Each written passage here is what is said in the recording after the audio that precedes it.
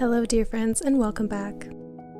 If you've been following my Scotland travel series up until now, welcome back.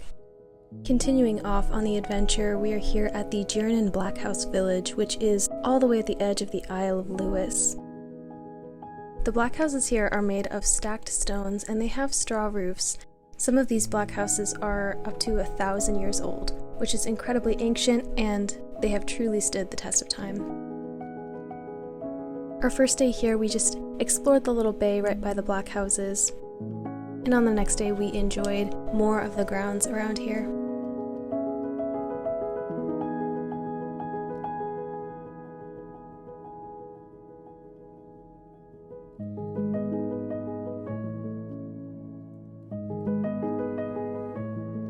Some of us did some hiking nearby, and I even got to film my very own Scotland yoga video, which if you guys haven't seen it, I definitely recommend you check it out on my channel. It's a really beautiful class and I'm very proud of what I've created. After my yoga session, the sun decided to come out and grace us with its presence. My boyfriend and I decided to go on our own little hike, climbing the cliffs right on the edge of the island.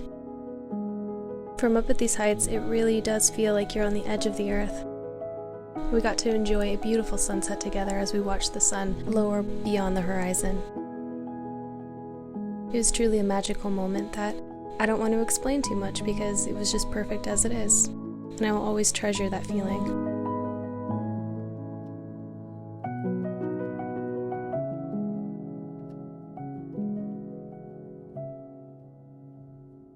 The next day was a very exciting day because we got to see the famous Scotland standing stones. Now, you've probably heard of these before, but there's much mystery about the stones and why they are standing in such a way. We actually went to 2 different locations, but I heard that there are several locations on this island of standing stones.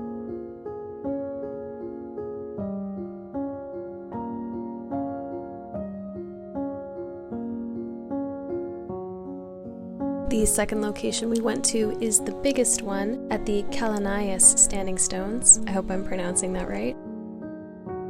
Here there were over a dozen, maybe 2 dozen stones, and they all stood in this really interesting formation, almost like several legs extending outward and then having the tallest stones make a ring in the center.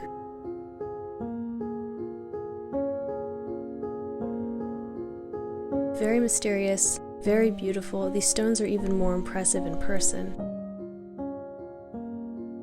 And again, the mystery still lives. Nobody knows why they were here. Nobody knows how they came to be in this formation. It's all very ancient and very incredible to me.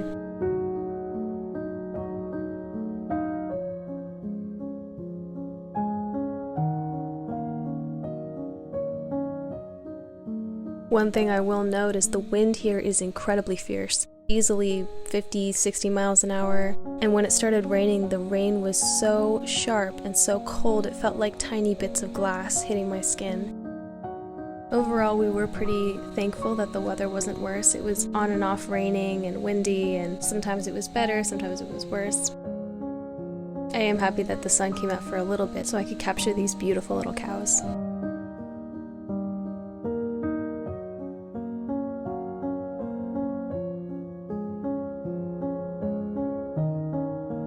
So we spent the night in the Blackhouse Village, and then the next day we returned on the ferry back to the mainland of Scotland, and on our way towards Oban we stopped at the famous Harry Potter bridge. Now, this is the same bridge that was shot in the movies for the Hogwarts Express, and I think it's twice a day that the train runs along this bridge.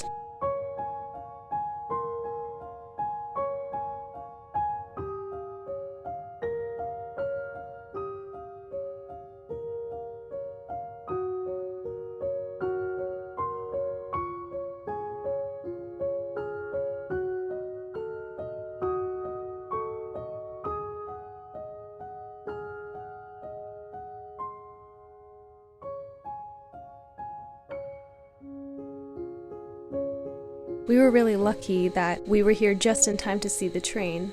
We didn't plan that at all, but we were in the perfect location when the train came by.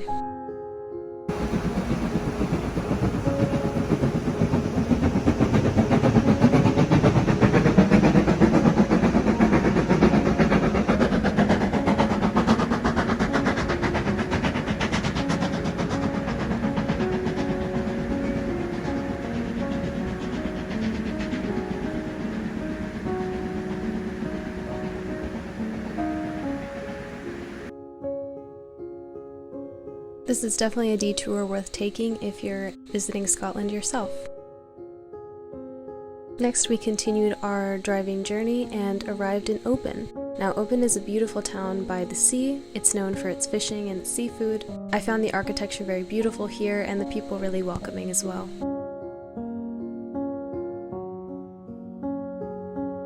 Oban is also home to a port which has a ferry which can take you to several smaller islands that are not too far away. So we stayed the night in Oban after having a delicious meal, and we got on a ferry to go to the Isle of Mull. Mull is not very big, not very many people, but it is a very beautiful place, and I really love the mountains that are there, especially towards the center of the island. Anyway, so I will stop at Beneston. There's a lady who needs to go to the loo. I'll show you where they are, and we'll just sit here and honk the horn and talk nonsense to you. Now, I could say as we climb the hill we should see the Calanais Islands come into view and Staffa, but it's a bit hazy out there.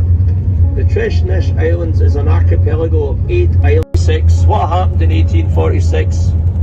Nope, no good, rubbish, right? In Ireland and in Scotland in 18 we had a famine relief programme, and this jetty on your right hand side was built between 1846 and 1849 using horses, blocks and tackles. There was no mechanical and people power, and for the 50 years after it was completed in 1849 the steamers came up from Glasgow bringing tourism and trade, and they were paid in food because you can't eat money. The potato crop had died, they had no harvest, they had nothing, so they were building roads. This road was part of it before Tarmacadam. It was all crushed stones.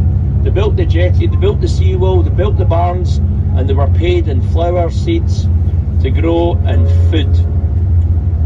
And then until the potato blight, until the toxic thing left the earth, and there was no pesticides back then. There's your longhorn Highland cow on the right hand side. You can see what I was on about Donald's wigs.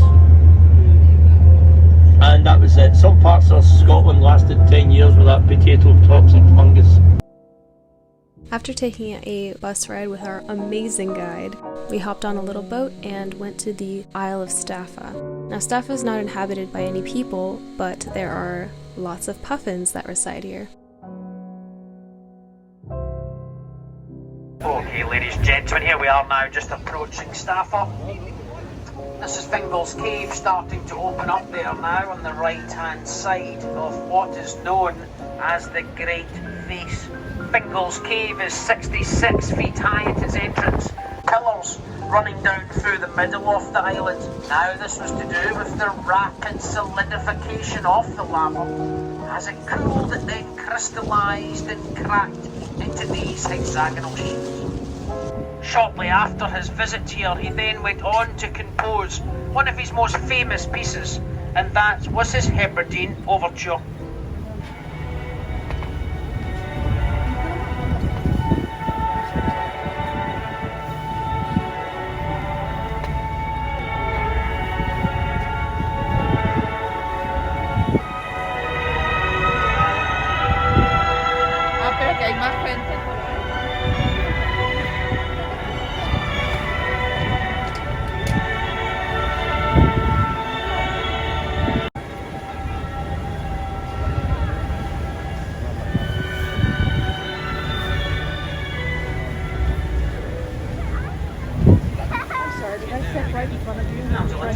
As our boat guides mentioned before, the most impressive thing about Staffa is the hexagonal stone shapes that were formed from the underwater volcano thousands of years ago.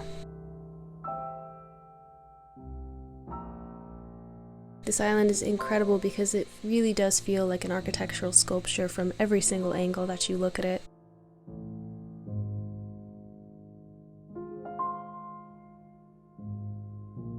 I was very impressed by the different color variations and gradients on the stones, which is mainly due to the ocean and the plant life that grows here.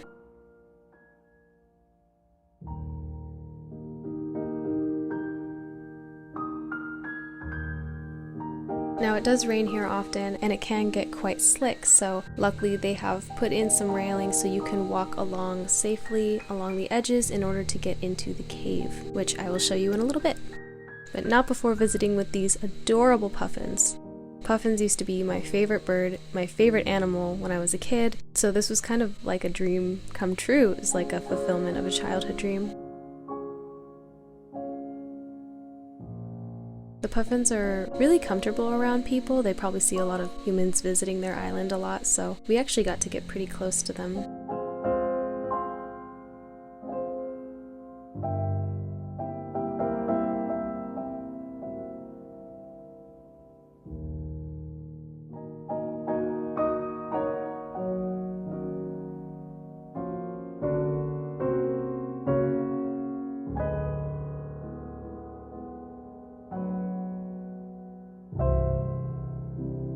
After visiting with the puffins, we walked back down the steps and made our way around to the cave.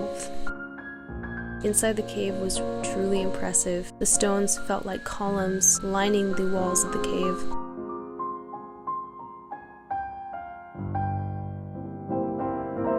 The lighting was actually quite beautiful, and the sounds of the ocean echoed in it in such an interesting way. If you're willing to adventure far and wide in Scotland, I highly recommend visiting the Isle of Staffa.